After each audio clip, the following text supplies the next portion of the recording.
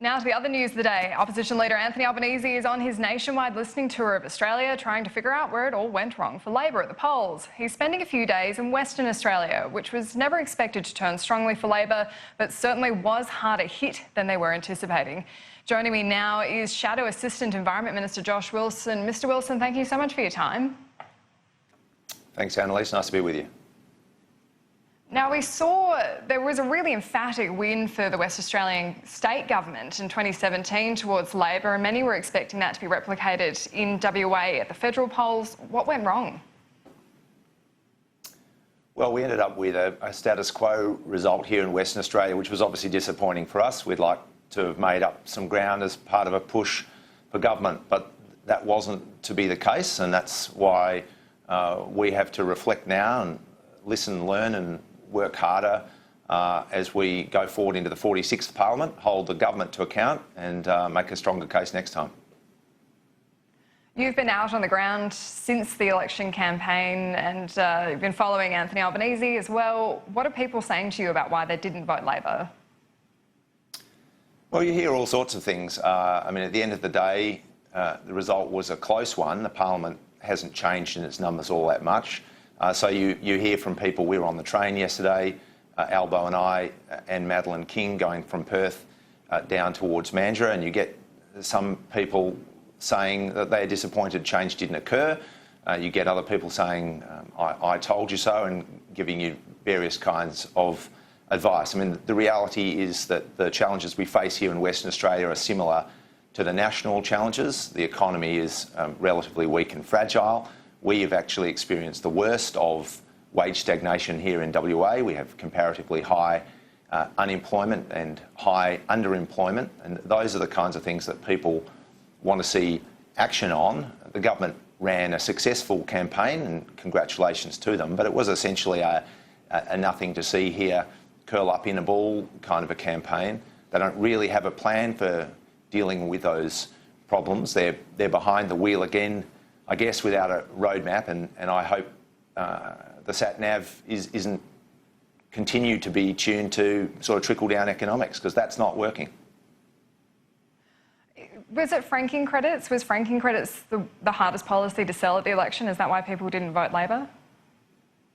I don't think you can pick out any single part. Making a case for change is difficult. Making a case for positive reform in the face of a sort of a small target negative campaign is hard. We did that to the best of our ability, but it didn't get us over the line. So we have to accept that. That's part of what the entire Labor team is doing now under the leadership of Anthony Albanese. We're not down in the dumps. We're up and about. We're back talking to people in our communities, being prepared to reflect on our policies and the campaign that we ran and do better next time. Part of that, of course, is holding the government to account. I mean, the focus shouldn't really be on Labor in opposition. It should be on Scott Morrison and his team. They went to the election with a blank sheet as far as policies are concerned, and it remains to be seen how they're going to deal with a weakening economy and lots of parts of the country that are doing it tough. When it comes to the full package of income tax cuts, would you support that full package going through, or are you backing Labor's calls that it should just be phase 1 and 2?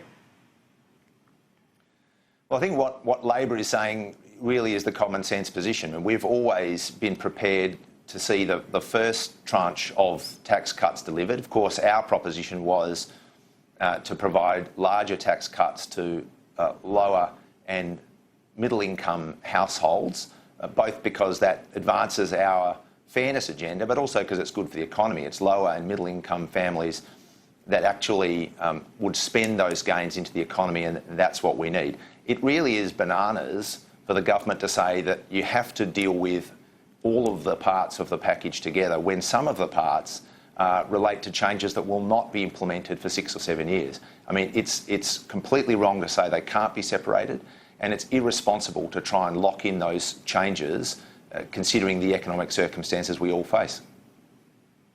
Now, some of the accusations that the coalition has been that they didn't have a comprehensive policy agenda when they went to the election, in fact, that the income tax cuts was their main one. So surely, if that was their main policy that they took to the election, they have a mandate to put the whole package through. Well, I'm not sure about that. I mean, there's a lot of talk about what is and isn't a mandate. We start on that front with the tax cuts, with the Prime Minister giving every indication to the Australian people that there would be an ability to deliver those tax cuts in a way that made them operable from the 1st of July, when he knew that wasn't the case. So if you're not straight with the Australian people, I think it's a bit hard to then come back and waggle your finger at the opposition and at the public and say, you have to go along with what we've said we're going to deliver. I mean, it is a shame that they ran a campaign without a comprehensive plan in economic policy and social policy, but they have to make the best of that, and we will hold them to account on that.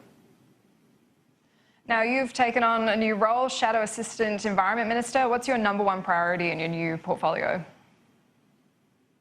Well, again, being in opposition, it will be to sort of put the blowtorch on the government. I mean, they haven't performed tremendously in any particular area over the last 6 years, but it's hard to think of an area where they've underperformed more than in relation to the environment and climate change. We're seeing emissions go up each and every year. They're projected to continue going up every year to 2030. One of the areas that I have a special interest in is ocean conservation. We should protect our oceans for their own sake, but also because they are intrinsic to our broader social and economic well-being. We've got a government that has spent 6 years trying to tear away at the National Marine Protection Framework that Labor worked so hard and painstakingly to put in place. So that's certainly one of the areas that I will be focusing on. Have you made any approaches to the government yet about what you'd like to see happen in the area of ocean conservation?